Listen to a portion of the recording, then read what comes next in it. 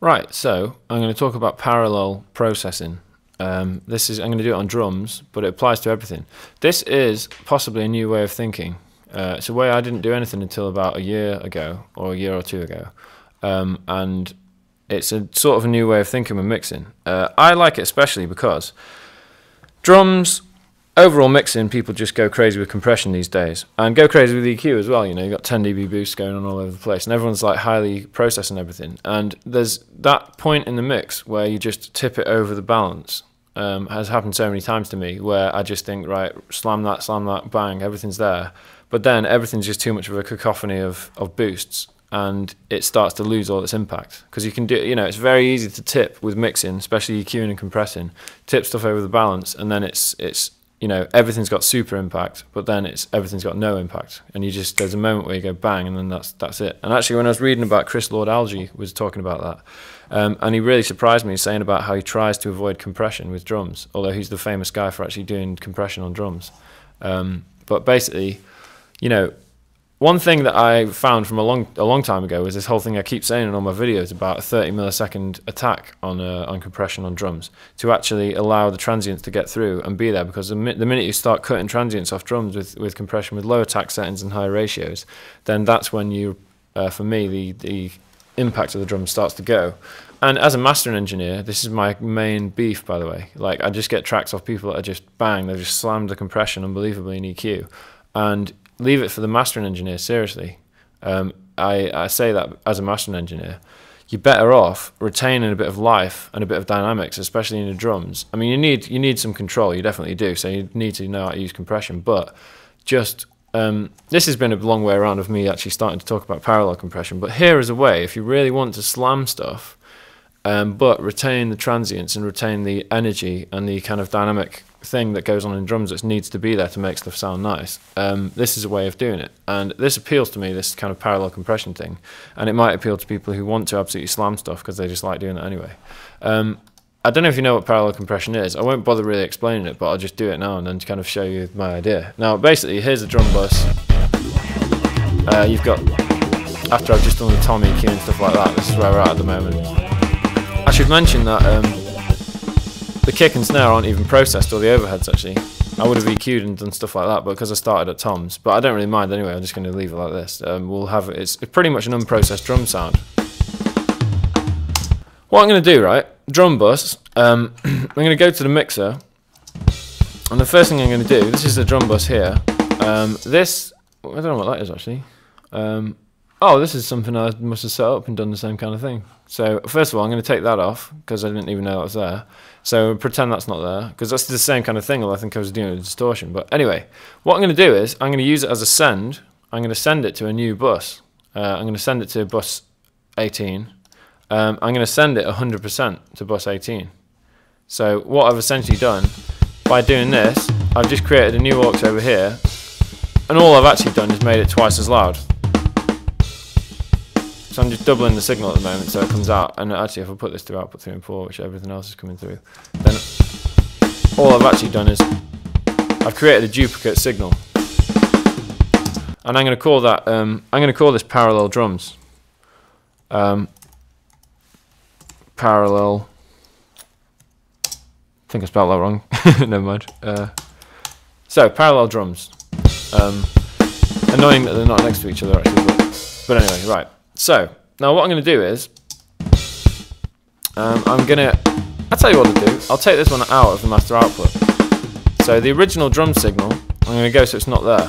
So essentially, for a minute, I'm just going to work on my parallel bus, and hopefully, when I go over here onto my parallel drum bus, now, if you really want to slam EQ and compression, this is the chance to do it. The point of a parallel bus is I'm going to have a bus which has absolute dynamic consistency and ridiculously slammed EQ, but is going to be fed in slightly to the final signal. And this is a way of fattening drums up without messing with the transients. That's why I do it, because you will not mess with the attack phase of all the drums. They'll stay the way they are because they'll be there in the mix. But you'll feed in a signal, which is a big fat, ridiculously crushed signal. And again, I'll stop talking about it and do it now. But say you want a low shelving EQ. Say we really want to do a ridiculous thing and actually pull all the boom, boom, boom, you know, kick drum, toms, all that stuff that's around there, bottom end of the thing, around about 200 hertz or whatever. Let's do a low shelving boost, massively high shelving boost. And that's ridiculous. I'll turn it down a bit actually so it doesn't go too crazy and peak your computers and stuff. But anyway, say that's going to be like that. That's a bit rubbish actually, you know. But that's just to show, to overdo it really. But say you want some real low end going on there. Say I also want some high end going on. So I want some real overheads and stuff to come out. Let's go bang, let's slam a load of that on. Let's slam on a load of snare as well, about 2000 hertz. Let's really get the crack of the snare to come through. Jerk, jerk, jerk. Yeah, there we go.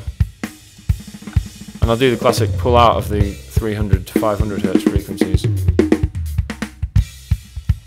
So say this is my ridiculously over EQ'd drum sound, okay? That's without it.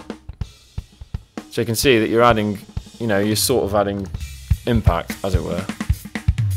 But you know, you're kind of overemphasizing the kind of those parts of it. Now, let's slam it through a compressor ridiculously. So I'll open up a compressor, and who cares about the attack phase of the drums? We want complete control, so I'll put the attack down to 0. I'll put it on peak compression. Let's go ratio ridiculous. Let's go like a 10:1 ratio. You know, that's slamming the life out of it basically. So we're talking gain reduction of about 12 dB here, maybe even more, you know, get 15 or whatever. So this, and let's hear the difference. And it is actually always better, like I always do in my videos, to match up the audible level so they're about the same. Okay, so we have a ridiculously slammed version of the drums. So if you really have these, a real need, in fact I could put a hard limiter on it as well. If I do this, just to be 100% sure, let's make it so there's no transients escaping through at all. So you should have a completely consistent dynamic level. You know, quite nice, consistent. Maybe even put another limiter on it or something like that. As I was doing before as well, put distortion on. You might have seen this other thing. I was doing a bit crusher, and sometimes it's nice to feed in a bit of distortion or overdrive on drums. Sounds crazy, but in fact, let's do that. And overdrive, the plugin in Logic, the overdrive plugin, it's quite good. If you put the tone at 20,000, and I'll put nothing on here, you know, you can actually add some quite fat, but fairly transparent sound, you know, beef to your drums. Anyway, I'm not going to do it. I'll bypass that. I'll just leave it there if we want it in the future. Right, now anyway, I'm going to put that down to nothing because that doesn't want to be there at the moment. So I'm going to put my drum bus back in the mix. So my drum bus, the thing that you're actually spending the most time on, the thing that you're doing, you know, that you're actually, the way that your drums are really wanting to sound in the end of the mix.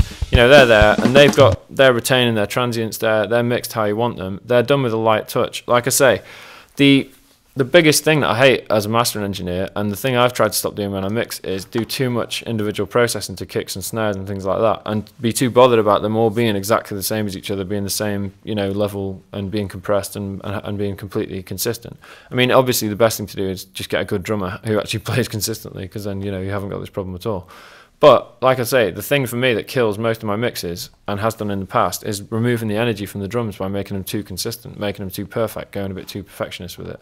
So anyway, my drum bus, this is how it is, and it's a bit, you know, it's a bit all over the place and a bit of dynamic interest. Now what I'm going to do with this parallel bus, like I say, it's the exact same signal, but it's a slammed signal. You've already heard it slammed. And what I'm going to do is I'm going to just feed it up by ear.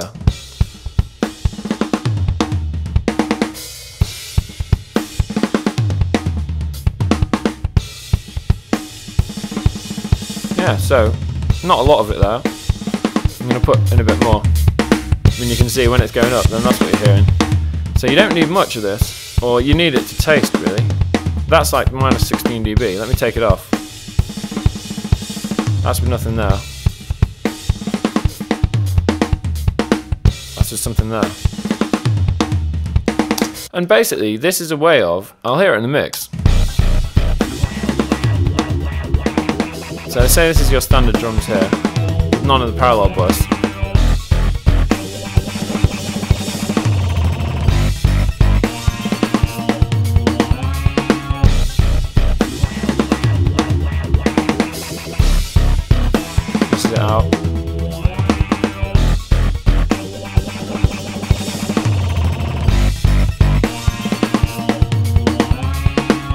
Like I say, what also needs to be done, because I haven't done it yet, is the kick and snare and overheads need to be mixed a bit, because at the moment they're falling behind in the mix a little bit. But I think you can probably hear a little bit of what I'm talking about. Like, starting to get that swelling sound a little bit on the cymbals and stuff. So maybe, I mean, my compressor might be a little overdone because it's got that kind of squeezing effect going on it. Put the threshold up a little bit. So, but anyway, right? I guess you get the idea of what I'm talking about.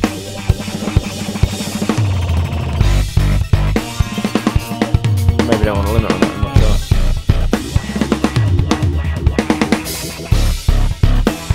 sure. Actually, I think it sounds better without a limiter on.